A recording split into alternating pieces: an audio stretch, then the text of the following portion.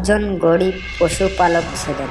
তিনি অধিকাংশ জীবনটাই জীবজন্তুর সেবায় কাটিয়ে দিয়েছিল। তার মনে একটাই কষ্ট, এতকাল কাটার পরেও তার কোনো সন্তান ছিল না। তিনি রোজ সকালে ভগবানের কাছে প্রার্থনা করত। তিনি প্রার্থনা করার সময় ভগবান যে একটাই জিনিস চেতেন, সেটি হলো তার জন্য একটি সন্তান হয়। একদিন ভগবান তার কথা শোনেন। ভগবান তাকে একটি জায়গার কথা বলেন। ভগবান পশুপালককে বলেন যে তুমি যদি সেই জায়গায় গিয়ে আমার যজ্ঞ করো, তাহলে তুমি একটি পুত্র সন্তান প্রাপ্ত হবে। পশুপালক ভগবানকে ধন্যবাদ জানিয়ে তিনি পরের দিনই রওনা হন। তার সাথে সকল প্রকার জীবজন্তু এবং তার সঙ্গীগণ এবং তার স্ত্রীকে নিয়ে যথাযোগ্য স্থানের দিকে রওনা হলেন। ভগবানের বলে দেওয়া যথাস্থানে যাওয়ার পরে সকল প্রকারের যজ্ঞের সামগ্রী এবং যাবতীয় কিছু সংগ্রহ করতে শুরু করলেন। সমস্ত কিছু জোগাড় হয়ে যাওয়ার পর তিনি যজ্ঞের জন্য প্রস্তুত হলেন। তিনি যথাযথ নিয়ম কানুন মেনে যজ্ঞ আরম্ভ করে তাকে ভগবানের আহুতি দিয়ে যজ্ঞ সমাপ্তি করলেন। তিনি সন্ধ্যাকালে চিন্তা করতে লাগলেন, সত্যি কি ভগবানের আশীর্বাদে তার সন্তান হবে।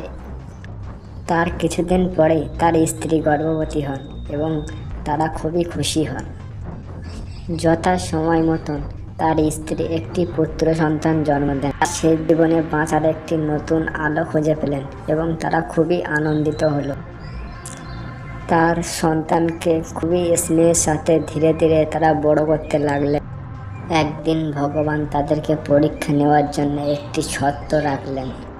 তোমার সন্তানকে যদি তুমি জীবিত দেখতে চাও, তাহলে সকল জীব এবং তোমার স্ত্রীকে তোমাকে বলিদান করতে হবে। তখন পশুপালক খুবই চিন্তায় পড়ে গেলেন। এই চিন্তার বিষয়ে তার পরিবারের সঙ্গে তিনি আলোচনা করলেন। তার পরিবারের মাঝে একটি অতিথি শিশু ছিল। সেই শিশু, তোমার মূলধন হিসেবে তো তোমার পশু এবং সকল সহকারীরা, এদেরকে বলিদান দিলে তুমি কি করে থাকবে। তারপরে সেই শিশু এবং তার পরিবার লোক এক জায়গায় একটি মিটিংয়ে আয়োজন করলো। ছেলেটি বলে, তুমি একটি প্রাণকে বলিদান করতে পারো, তুমি শত প্রাণকে বলিদান করার অধিকার তোমার নেই। অবশেষে বৃদ্ধ তার ছেলেকে বলিদান করার জন্য রাজি হল। বৃদ্ধ ভগবানের কাছে প্রার্থনা করে বললেন, হে প্রভু, তোমার দান তোমার কাছেই আমি ফেরত দিচ্ছি, তুমি তাকে গ্রহণ করো। তারপর তার প্রিয় গাধা এবং তার ছেলেকে পাহাড়ের ওপরে বলিদান দিতে নিয়ে যায় বৃদ্ধ। বৃদ্ধ তার সন্তানকে একটি পাথরের ওপর রেখে ভগবানের কাছে উৎসর্গ করার জন্য প্রস্তুতি হলেন। তখন ভগবান উপর থেকে বললেন যে তোমাকে বলিদান করতে হবে না, আমি তোমাকে পরীক্ষা করছিলাম এতক্ষণ। তারপরে তার ছেলেকে মুক্ত করে দেয় এবং তাকে জীবন দান দিয়ে দেয়। তখন তার সঙ্গে ঘটে যাওয়া সকল কাহিনী তার ছেলেকে সে বিস্তৃতভাবে তো বলতে শুরু করলেন বৃদ্ধ। হ্যালো বন্ধুরা, আমরা নতুন ইউটিউবার, যদি একটু ভালো লেগে থাকে তাহলে আমাদের চ্যানেলটিকে সাবস্ক্রাইব করে একটি লাইক করে দেবেন। আর যদি কিছু ভুল হয়ে থাকে ছোট ভাই মনে করে ক্ষমা করবেন।